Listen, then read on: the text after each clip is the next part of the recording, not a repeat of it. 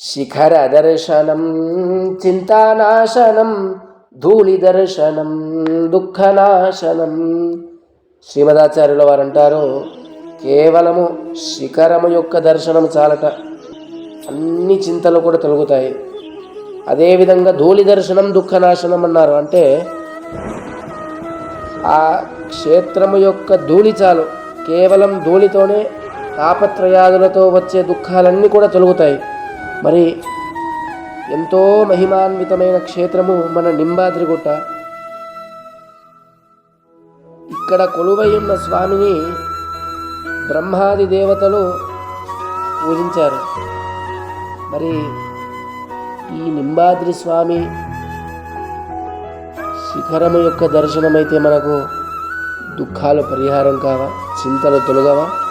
అవశ్యముగా మనకు అవన్నీ కూడా లభిస్తాయి.